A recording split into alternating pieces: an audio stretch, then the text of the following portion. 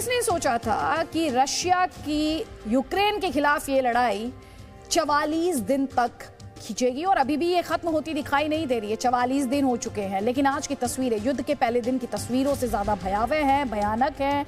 Ukraine के Bucha में नरसंहार की घटना आपको याद होगी, वो तस्वीरें और स्पेशल रिपोर्ट्स आपको याद होंगी। आज एक बार फिर से बहुत ही भयानक तस्वीरें, डराने वाली तस्वीरें। जी मीडिया की टीम युद्ध भूमि से ऐसा ही एक और सच आपके लिए लेकर आई है, जहां बम बारूद के धमाकों ने ऐसे निशान छोड़े हैं जो कभी नहीं मिटेंगे। कौन सा शहर है ये यूक्रेन का, देखिए इस खास रिपोर्ट में।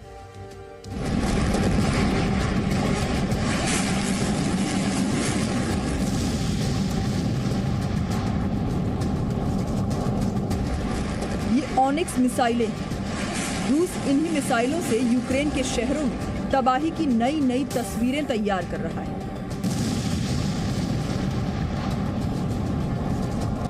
रूस के रक्षा मंत्रालय ने एक वीडियो जारी कर अपने इरादे जाहिर कर दिए हैं कि वो अभी थमने वाला नहीं। ऑनिक्स मिसाइलें क्रीमिया में बैस्टियन तटीय क्षेत्र से लगातार अपना लक्ष्य साध रही हैं, ताकि दुश्मन को अब ज्यादा दिन तक मुकाबले में न रहने दिया जाए। यूक्रेन के मारियोपोल में इस धमाके को देखकर भी आप आसानी से समझ सकते हैं कि यहाँ कैसे शहर के शहर बम बारूद के धुएं में तबाही झेल रहे हैं। युद्ध के 44वें दिन चारों तरफ बर्बरता और बर्बादी बढ़ती जा रही है।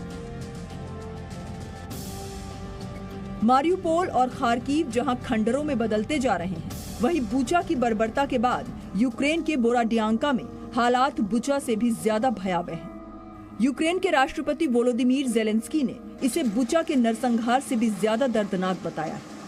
Генеральна асамблея ООН ухвалила рішення про зупинку членства Росії в Раді з прав людини. Цілком логічно, цілком справедливо, але також не без боротьби за це рішення. Вдячні тим державам, які підтримали це.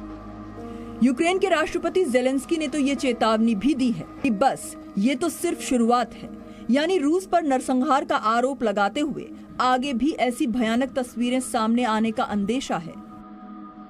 Ще більше жертв російських окупантів. А що ж буде, коли світ дізнається всю правду про те, що російські військові наробили в Маріуполі? Там майже на кожній вулиці те, що світ побачив в Бучі. लेकिन रूस ने बूचा के नरसंहार पर उल्टे यूक्रेन पर ही आरोप लगाया है। रूस की तरफ से आए बयान में कहा गया है कि यूक्रेन ने खुद अपने लोगों का नरसंहार किया है। सुमी क्षेत्र के कोनोटोप और ट्रोस्ट्यानेट शहरों, कीव के पास बोरोडियांका और कुत्युझांका की तस्वीरों से यूक्रेन इसी तरह से उकसाने की कोशिश में जुटा है। बूचा शहर पहले ही शमशान में तब्दील हो चुका है, लेकिन लगता है कि तबाही यहीं खत्म नहीं होगी, ये सिलसिला जारी रहेगा। ये देखिए, यहाँ लोग अपनों को याद करके रो रहे हैं। दरअसल यहाँ एक स्कूल के अंदर की एक दीवार पर मारे गए लोगों के नाम लिखे हैं। यहाँ के लोगों का कहना है कि कीव के पास याइदने इलाके में रूस के कब्जे में करीब 300 लोग फंसे थे। Вікон же нема нічого, і задихалися сильно багато. Дуже важко було, звісно. खार्किव में भी ब्रेड बनाने वाली फैक्ट्री को रूस की सेना ने अपने हमले में आग के हवाले कर दिया। इस हमले में एक व्यक्ति की मौत हो गई, जबकि 14 लोग बुरी तरह से जख्मी हो गए। जी मीडिया लगातार यूक्रेन की युद्ध भूमि से युद्ध के बाद का एक एक सच दुनिया के सामने ला रहा है। कीव से सटे हॉस्टमल पर भी रूसी सेना का कब्जा था, लेकिन अब इस इलाके को यूक्रेन की सेना ने अपने कब्जे में ले लिया है। जी मीडिया की टीम हॉस्टमल के उन इलाके में पहुंची हुई है।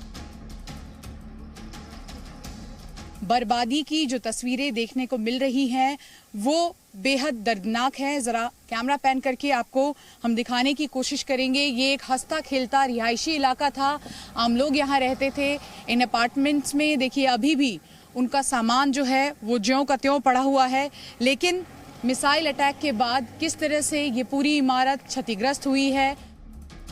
पूरा यूक्रेन युद्ध की आग में झुलसा हुआ है।